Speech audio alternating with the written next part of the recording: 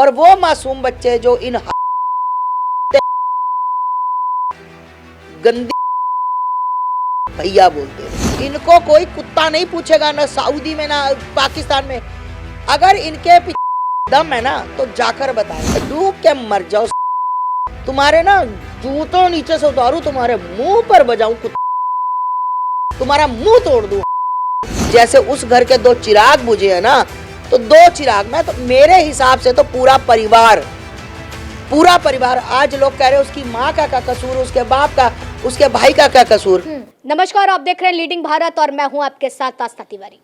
बदायूं की घटना जो साफ तौर पर शर्मसार करने वाली भी है और यकीनन सवाल खड़े करने वाली भी है कि लगातार आखिर कब तक इस तरह की घटनाएं हमारे सामने आती रहेंगी।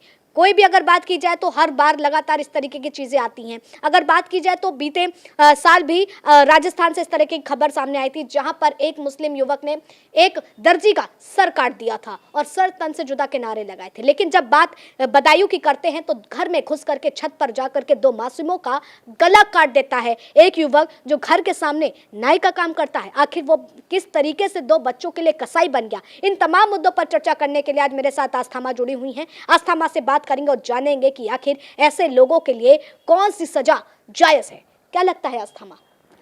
पहले तो सभी दर्शकों को मेरा हर हर महादेव, जय जय श्री राम। देखिए, मेरे पास कोई शब्द नहीं है उन बच्चों के लिए। मतलब बहुत ज़्यादा मन पीड़ित है, बहुत ज़्यादा ही मन पीड़ित है। और क्या बोलूँ, इनकी मानसिकता को मैं चाहती थी कि मैं कुछ ना बोलूँ, क्योंकि मैं बोलूँगी तो फिर मतलब तुम्हें पता है कि मैं गंदे वाला बोलती हूँ, क्योंकि मेरा मन अंदर से एक मासूम बच्चे जिनको हिंदू मुस्लिम के बारे में नहीं पता, जिनको पता ही नहीं कि खुदा क्या होता है और राम क्या होता है, जिनको कुछ नहीं पता, जो अभी एक मासूम कली है ना, अभी तो वो फूल भी नहीं बने थे। ये तो कहते हैं ना कि हमारे मतलब खुदा को गाली दे दी, हमारे अल्लाह को गाली दे दी, हमारे मोहम्मद को गाली दे दी, हमारे कुरान शरीफ को गाली दे दी। अरे उन बच्चों ने किसको गाली दी थी? उन बच्चों ने किसको बुरा बोला था? उन्होंने तो किसी वो जानते ही नहीं थे। और वो मासूम बच्चे जो इन को गंदी भैया बोलते थे, भैया है ना। हाँ। और वो ऐसा भैया, वो भैया गलती से बोलते थे, उनको बोलना चाहिए था जल्लाद भैया। जल्लाद का काम किया उसने, है ना। तो उन बच्चों को, मासूम को मैं पूछना चाहती हूँ, आखिर ऐसी कौन सी दुश्मनी थी उन बच्चों के साथ है जो उसने जाकर उनका खून, मतलब गला काटा। फिर सुनने में आया जब उसको पकड़ा तो उसके मुंह पे खून लगा था। क्या वो बच्चों का खून काटने के बाद पी रहा था? जहां तक पता लगा कि उसके घर में औलाद नहीं थी, 2 बच्चे होकर मर गए थे। क्या किसी तांत्रिक ने कहा था कि किसी बच्चे का तू सिर कलम करेगा तो तेरे घर में औलाद होगी? या किसी तांत्रिक ने कहा था तू किसी बच्चे का खून पिएगा और मतलब कहीं डब्बे में, कोई जैसे सुनने में आ रहा है, मुझे नहीं पता, मैं नहीं थी वहां पर, कि डिब्बे में डाल रहा था कुछ भी? ऐसा क्या हुआ था? तू बच्चों की हत्या कर कर फिर तेरा तांत्रिक महान हो गया, तेरे घर में 10 बच्चे पैदा हो गए। क्या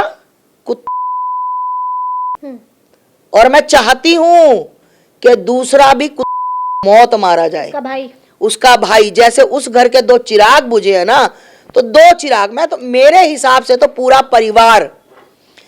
परिवार आज लोग कह रहे हैं उसकी माँ का क्या कसूर, उसके बाप का, उसके भाई का क्या कसूर। ये सवाल खड़े हो रहे हैं। तो मैं उन जयचंदों से पूछना चाहती हूँ, गंदी नाली के कीड़ों से, जयचंदो, ये भाईचारे वालों, कि जब आप लोग कह रहे हो कि उसकी माँ का क्या कसूर, जब एक बच्चे के 5 साल बच्चा, 10 साल बच्चा, तुम बकरीद में उससे गले कटवाते हो बकरों के, तब तुम्हें नहीं पता होता कि आज ये बकरे का गला काट रहा, कल किसी हिंदू का गला काटेगा, जिसको ये बोलते हैं काफिर, है ना। तो उन्होंने वही कहा, जब आप 24 घंटे, अब हमारे घरों में क्या चलता है, हमारे गुरुकुल में क्या चलता है, मंत्र उच्चारण चलते हैं, पाठ चलते हैं, हनुमान चालीसा चलता है ना। हमारे घर में रामायण पढ़ी जाती, भागवत पढ़ी जाती, शिव पुराण पढ़ा जाता है, वेद पढ़े जाते हैं।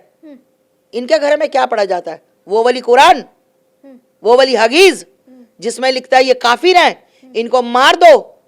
रमजान चल रहे हैं, रमजान तो इनके बहुत पाक पवित्र, कहा जाता है कि बहुत ही पाक महीना होता है ये। हाँ, तो देख लिया जयचंदो, काफिरो, तुमने देख लिया, जिनको काफिर कहते, देख लिया कि कितना पाक महीना था। और पाक महीना में उन्होंने आकर क्या किया? और ये जो कहते थे ना कि इनके बोला जाता था, इनके एक डॉक्टर साहब हैं, मैं उनका नाम भूल गई, पतले से हैं, टोपी लगाकर आते हैं, क्या नाम है उनका, वो बोलते थे कि अगर रमज़ान के बाद कोई काफिर मिलता है, हिंदू मतलब हिंदू को बोलते काफिर मिलता है, तो उसको पकड़ो, उसको मारो, अगर तो वो इस्लाम कबूल कर ले, अगर वो तुमसे तौबा कर जाए तो अल्लाह इतना दयालु है, माफ कर देगा, नहीं तो उसका सर कलम कर दो। जब ऐसी शिक्षाएं दी जाएंगी तो हम उनसे क्या उम्मीद करेंगे। मैं तो कहती हूँ ऐसी शिक्षा देने वाले जितने मौलाना, जितने ये बदतमीज लोग हैं, सबसे पहले इनकी धुनाई होनी चाहिए, इनको देश निकाला देना चाहिए, इनको काला पानी भेजना निकाल देना चाहिए। इनको मैं कहती हूँ मार मार के इनको पाकिस्तान की ओर या सऊदी का, ये कहाँ जाएंगे, इनको कोई कुत्ता पूछेगा ना सऊदी में ना पाकिस्तान में।